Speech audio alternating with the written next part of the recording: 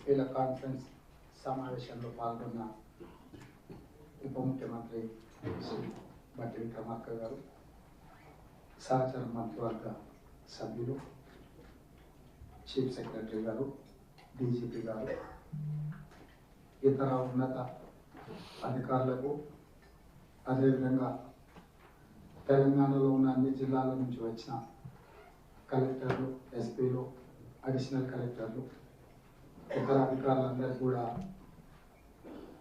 కొత్త ప్రభుత్వం తరఫున మీకు అందరికీ స్వాగతం పలుకుతూ,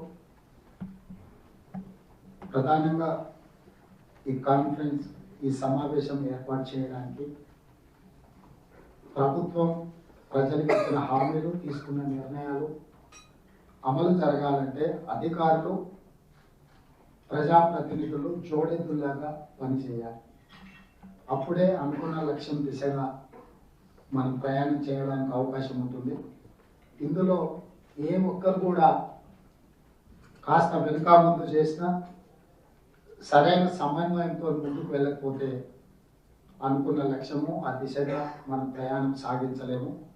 అందుకే మా ప్రభుత్వం ప్రజలకు ఇచ్చిన మాట నిలబెట్టుకోవడానికి, ఎన్నికలలో మేము ఇచ్చిన గ్యారెంటీలను అమలు చేయడానికి మొట్టమొదట పాలకులు, పరిపాలకులు అని అంటే సచివాలయంలో ఏ నిర్ణయం జరిగిన క్షేత్రస్థాయిలో అమలు చేయాల్సిన బాధ్యత ఒక పక్కన కలెక్టర్స్ అయితే, ఇంకొక పక్కన పోలీసు అధికారులు. సో ప్రత్యక్షంగా ప్రజలతో సంబంధాలు ఉండాల్సిన వాళ్ళు, ఉండేవాళ్ళు జిల్లా కలెక్టర్లు, జిల్లా ఎస్పీలు అండ్ కమిషనర్స్. అందుకే ఈరోజు ప్రజాపాలన పేరు మీద గ్రామ సభలు నిర్వహించి నిజమైన లబ్ధిదారులను గుర్తించి నిస్సహాయులకు సహాయాన్ని అందించాలని, అదేవిధంగా అర్హత ఉన్న వాళ్ళకి అవకాశాలు కల్పించాలన్న ఆలోచనతోటి ఈ కార్యక్రమాన్ని మా ప్రభుత్వం చేపట్టడం జరిగింది. ఈ సందర్భంగా మీకు డాక్టర్ బాబాసాహెబ్ అంబేద్కర్ గారు చెప్పిన అంశాన్ని మీకు గుర్తు చేస్తూ మిగతా వివరాలు నేను మాట్లాడదలుచుకున్నాను. అభివృద్ధి చెందడం అంటే అద్దాల మేడలు, రంగుల గోడలు కాదు. పౌరుల నైతికాభివృద్ధి నిజమైన దేశాభివృద్ధి. అంటే అద్దాల మేడలు కట్టో, రంగుల గోడలు చూపించో అభివృద్ధి జరిగిందే అని ఎవరైనా భ్రమపడితే తద్వారా పేద ప్రజలకు ఎలాంటి ప్రయోజనం లేదు. నిజమైన అభివృద్ధి అనేది పౌరుల యొక్క నైతిక అభివృద్ధి జరిగినప్పుడే, చివరి వరుసలో ఉన్న పేదవాడికి సంక్షేమ పథకం అందినప్పుడే ఈ రాష్ట్రం కానీ దేశం కానీ అభివృద్ధి చెందినట్టు భావిస్తుంది కాంగ్రెస్ పార్టీ, మేము. అందుకే ఈరోజు చివరి వరుసన నిలబడ్డ తండాలలో, గూడాలలో, మార్పుల పల్లెల్లో ఉండే ప్రతి పేదవాడికి ప్రభుత్వం అందించదలుచుకున్న సంక్షేమ పథకం చేరాలంటే చేరవేయాల్సిన వారసులు మీరే. మీ మీదనే మా ప్రభుత్వం పూర్తి స్థాయిలో బాధ్యత పెట్టి, నమ్మకంతో, విశ్వాసంతో ఈ అభయహస్తం ద్వారా అమలు చేయబోయే 6 గ్యారెంటీలను, దానికి సంబంధించిన అర్హులైన నుంచి ఈరోజు వినతి పత్రాలను, లేకపోతే వాళ్ళ అప్లికేషన్స్ తీసుకోవాలని ఆలోచన చేసే ఈరోజు ఈ కార్యక్రమాన్ని తీసుకోవడం జరిగింది. అదేవిధంగా సివిల్ సర్వీసెస్ కు సంబంధించిన అధికారుల గురించి, అఖిల భారత సర్వీస్ అధికారుల గురించి ఒకవేళ చర్చించాల్సి వచ్చినప్పుడు మీరందరూ, మనమందరం గుర్తు చేసుకోవాల్సింది ఎస్ఆర్ శంకర్ గారు.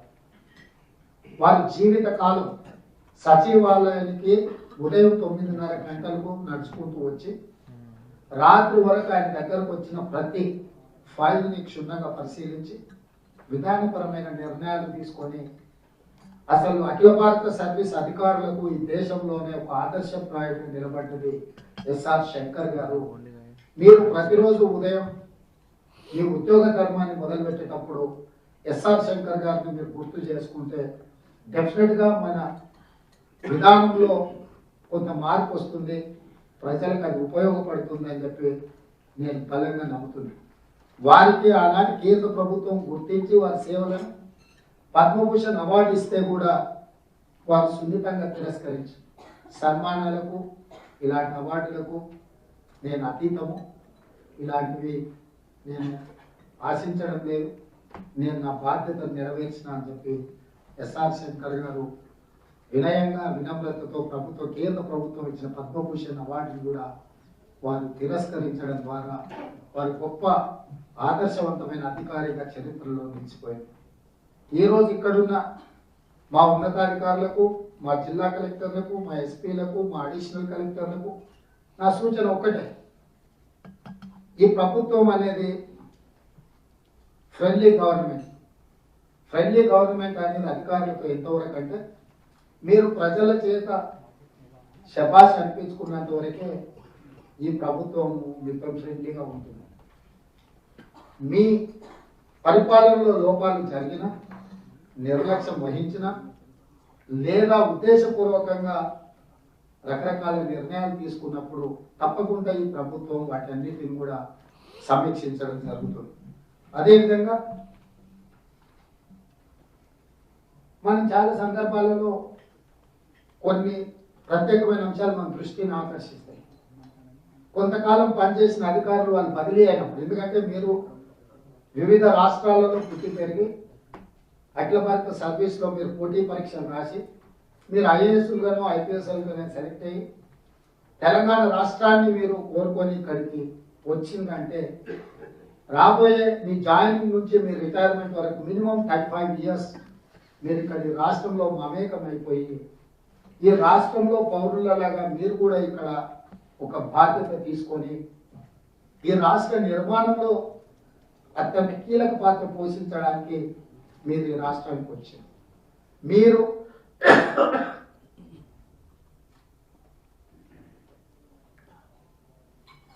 మాది వేరే రాష్ట్రమను, మా భాష వేరేను మీరెవరు భావించవలసిన అవసరం లేదు.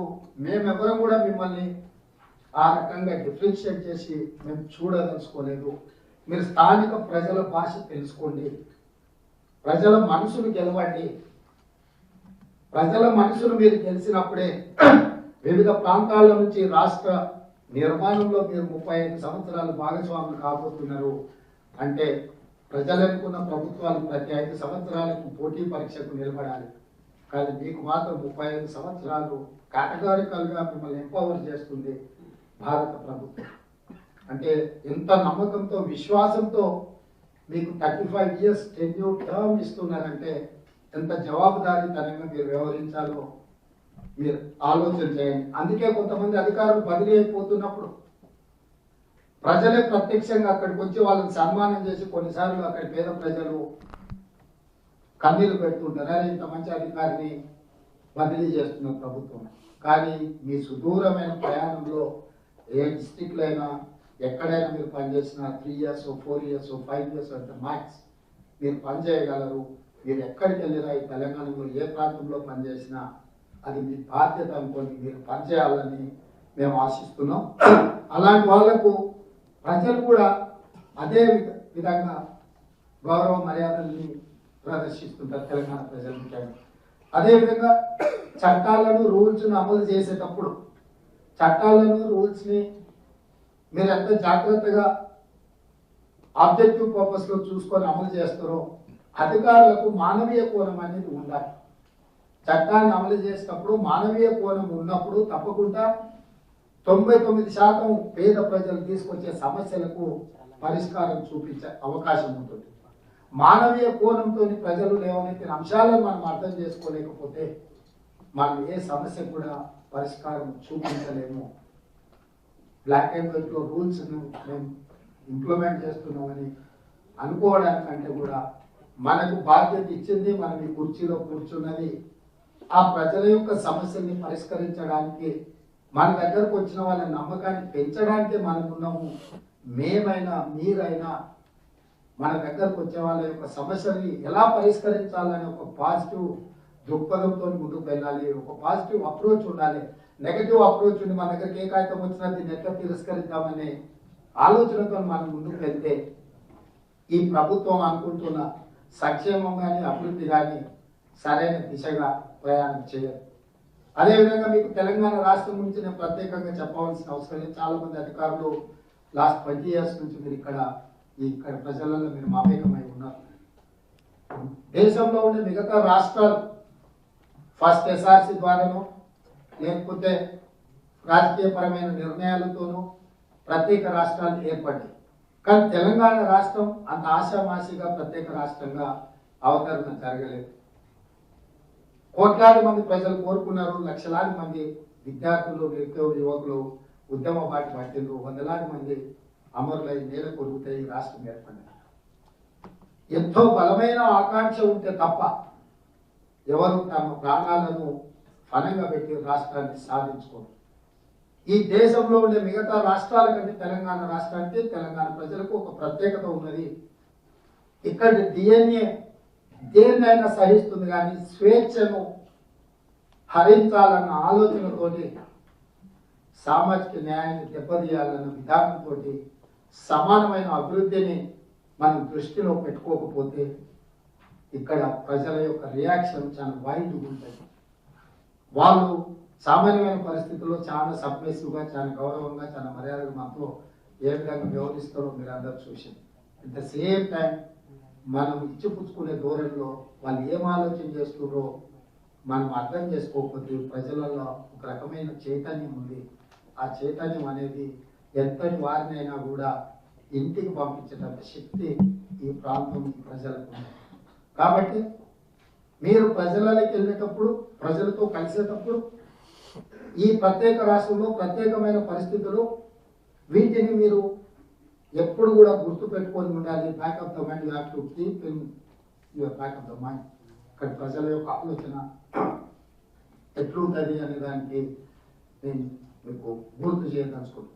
కాబట్టి మేము మర్యాద వాళ్ళని అడిగి తెలుసుకోవాల్సిన అవసరం ఉంది. ఫ్రెండ్లీ పోలీసింగ్ మిస్యూజ్ చేసినా, అబ్యూజ్ చేసినా, this government is not going to spare anyone. It is clear, it is love. మీరందరూ పోలీస్ అధికారులు స్పష్టంగా అర్థం చేసుకోండి.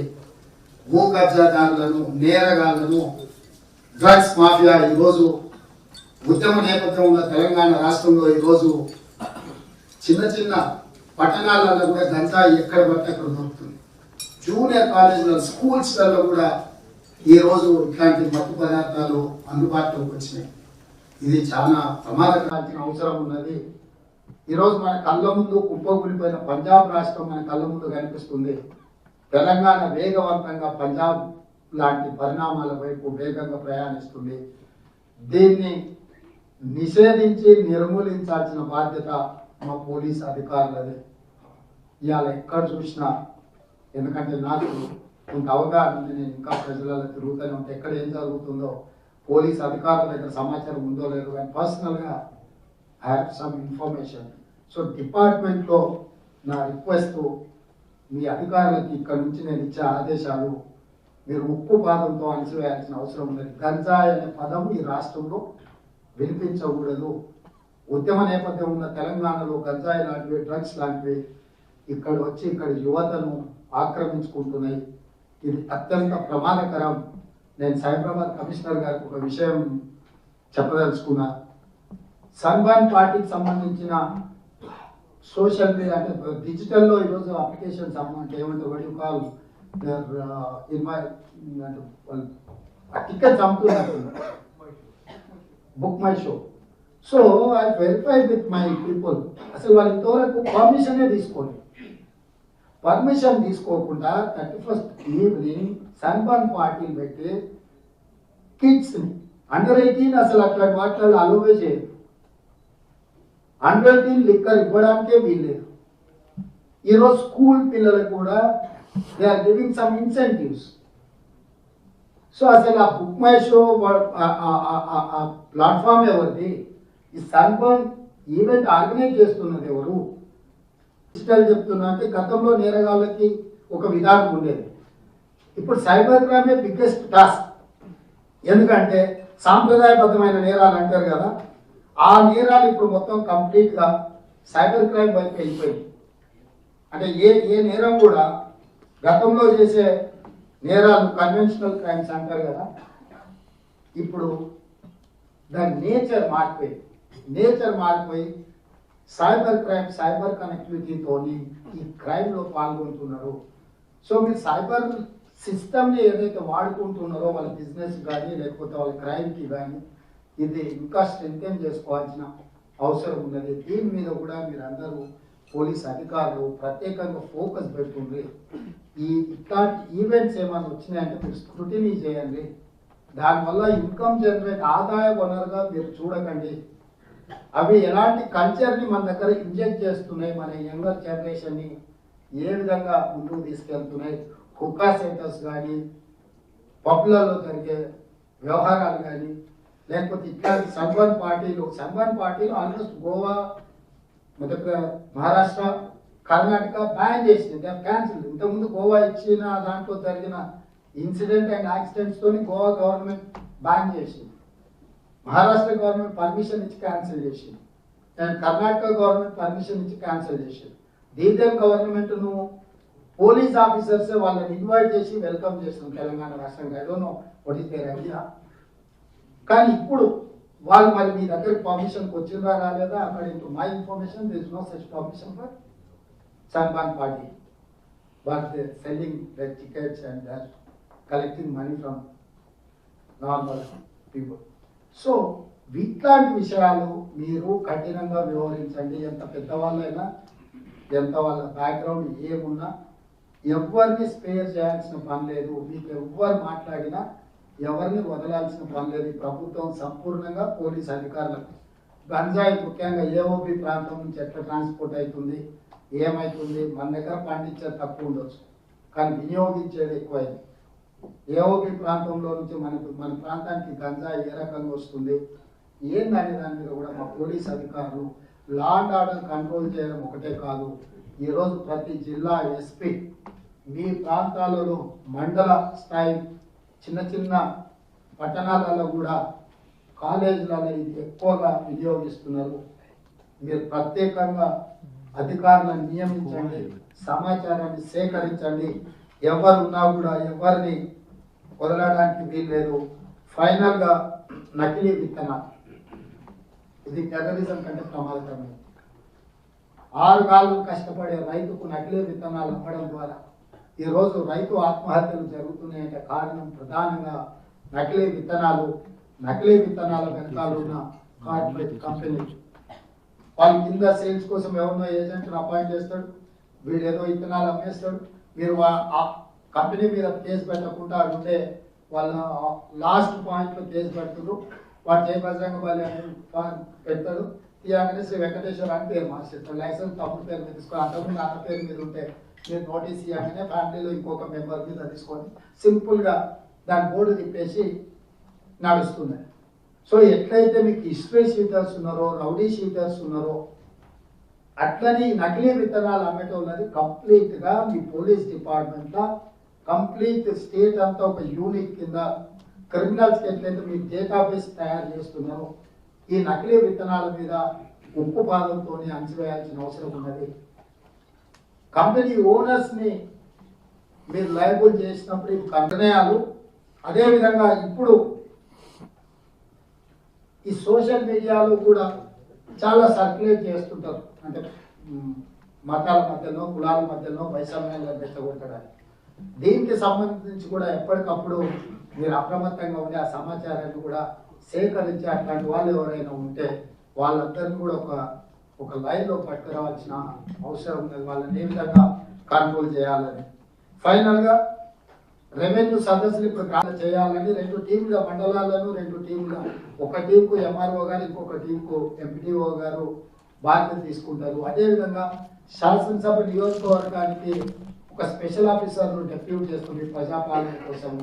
119 శాసనసభ నియోజకవర్గాలకు 119 మంది స్పెషల్ ఆఫీసర్లు అక్కడ వచ్చి కూర్చుంటారు. వాళ్ళు అక్కడ ఉన్న మండలాలను, ప్రతి మండలాన్ని 2 వర్టికల్స్ కింద డివైడ్ చేస్తారు. 2 వర్టికల్స్లో ఒక వర్టికల్కి ఎంఆర్ఓ, ఇంకొక వర్టికల్కి ఎంపీడీఓ గారు బాధ్యత వహిస్తారు. వాళ్ళ కింద ఆఫీసర్ స్ట్రక్చర్ ఉంటుంది. ప్రతి అధికారి రోజుకు 2 గ్రామాలు, ఉదయం 8 గంటల నుంచి 12 గంటలకు ఒక గ్రామం, 2 గంటల నుంచి 6 గంటల వరకు ఇంకొక గ్రామం. ఈ అప్లికేషన్ తీసుకోవడం, ఇవన్నీ చేయడం పోలీస్ డిపార్ట్మెంట్ అండ్ ఈ స్పెషల్ ఆఫీసర్ లోకల్ కోఆర్డినేషన్ చేసుకొని ఏ గ్రామంలో గ్రామ సభ జరగబోతుందో ముందే అక్కడికి వెళ్ళి మహిళలకు సపరేట్గా లైన్ ఇవ్వండి. అందరిని కలిపి గుమిగూడి దాన్ని ఇబ్బంది జరగకుండా మహిళలకు ప్రత్యేకమైన కౌంటర్లు పెట్టించండి. మిగతా వాళ్ళని కూడా స్ట్రీమ్ లైన్ చేసి ఫస్ట్ కమ్ ఫస్ట్ లాగా లైన్లో పెట్టించి అధికారులు కూడా అందరూ ఉండి మేము ఒక నోట్ చీఫ్ సెక్రటరీ గారు ఇక్కడ నుంచి మీరు పూజ చేస్తారు, ఓపెనింగ్ రిమార్క్స్ అక్కడికి వెళ్ళిన అధికారి చదివి వినిపించాలి. పర్పస్ ఏంటి, ప్రభుత్వం యొక్క ఉద్దేశం ఏంటి, ప్రభుత్వం ఏ లక్ష్యంతో ఈ వివరాలన్నింటిని సేకరిస్తుంది, ఏ రకంగా వీటిని అమలు చేయబోతున్నామో ఒక నోట్ పంపిస్తాం. మీరు గ్రామ సభ మొదలు పెట్టే ముందు ప్రభుత్వం యొక్క సందేశాన్ని చదివి ప్రజలకు వినిపించాలి. వినిపించిన తర్వాత కార్యక్రమాన్ని చేపట్టాలి.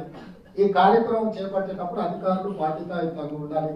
కొంతమంది చదువుకోని వాళ్ళు వస్తారు, అక్కడ ఏమైనా ఊర్లో చదువుకున్న వాళ్ళు ఉంటే వాళ్ళని కూడా అక్కడ కూర్చోబెట్టి అంగన్వాడీ ఆశా వర్కర్లు ఇట్లాంటి వాళ్ళు ఉంటే వాళ్ళ వివరాలు ఏమైనా తీసుకొని వస్తే అప్లికేషన్ నింపించడానికి కూడా సపోర్ట్ చేయండి. ఇంకొకటి,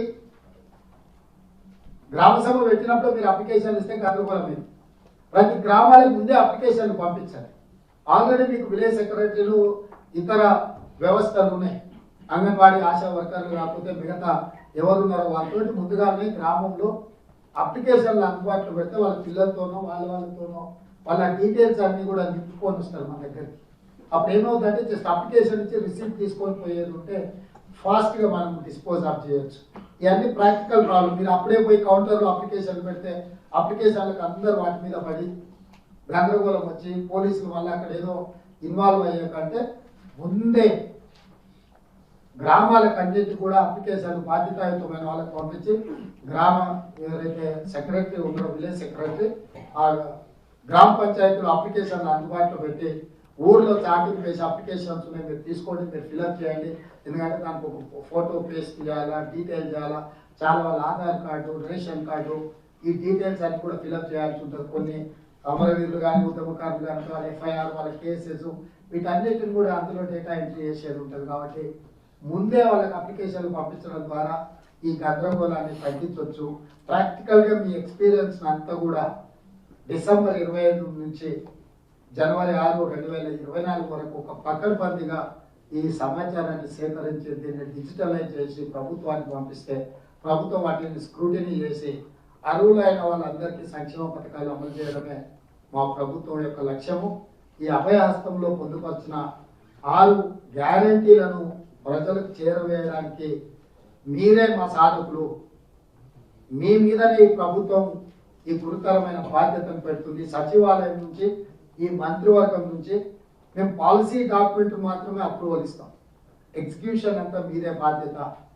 ఆ ఎగ్జిక్యూట్ చేసే క్రమంలో ఇక్కడ ఉన్న అధికారులకు ఆ సూచన ఎవరికైనా ఈ విధంగా పనిచేయాలని ఏదైనా ఇబ్బంది అనిపిస్తే మీరు చీఫ్ సెక్రటరీ గారు కానీ పోలీస్ డిపార్ట్మెంట్లో డీజీపీ గారు కానీ మీరు ఒకవేళ ఈ విధానంలో పనిచేయడానికి మీకు ఏమైనా ఇబ్బంది కలిగిస్తే మీరు కోరుకుంటే తప్పకుండా మిమ్మల్ని అక్కడ నుంచి ఇంకొక ప్లేస్కి ట్రాన్స్ఫర్ చేయడానికి మీరు అక్కడ నుంచి మీ బాధ్యతల నుంచి మార్చడానికి ప్రభుత్వానికి ఎలాంటి అభ్యంతరం లేదు.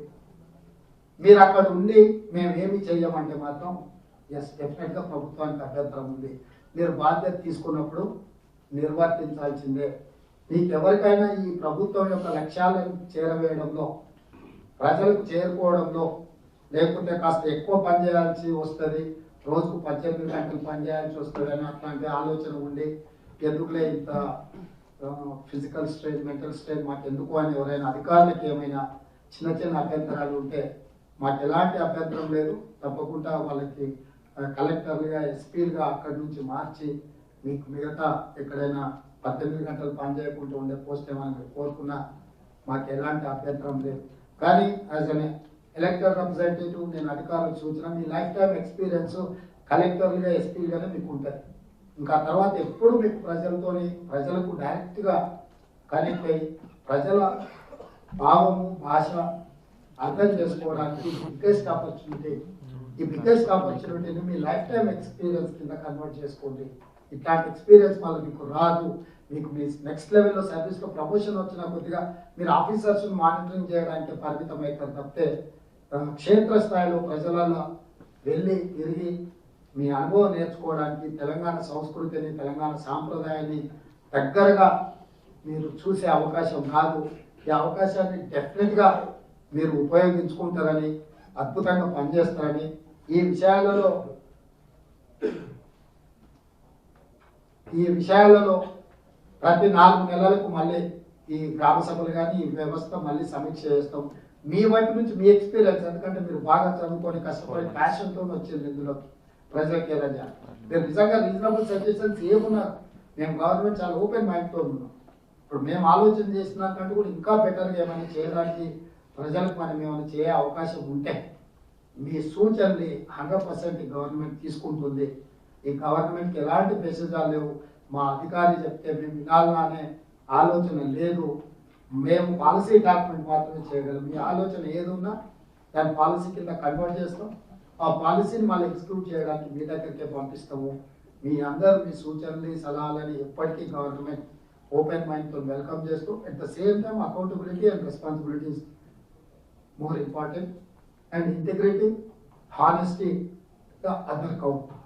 ఫ్యూచర్లో మీ ఎలివేషన్లో కానీ మీకు ఇచ్చే పోస్టింగ్లో కానీ integrity and honesty is the biggest criteria in our government. మీ దాన్ని దృష్టిలో పెట్టుకొని ముందుకు వెళ్ళాల్సిందిగా కోరుకుంటూ మీ అందరికీ మరొకసారి క్రిస్మస్ శుభాకాంక్షలు తెలియజేస్తున్నాను.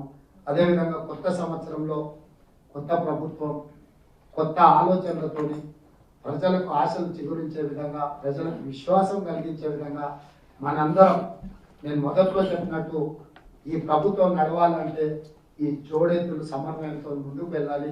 ప్రజాప్రతినిధులుగా మేము, పాలకులుగా ప్రభుత్వం ఇచ్చే పథకాలను అమలు చేసే వాళ్ళుగా మీరు కలిసి ముందుకు వెళ్దామని తెలియజేస్తూ మీ అందరి దగ్గర సెలవు తీసుకుంటాం. Thank you.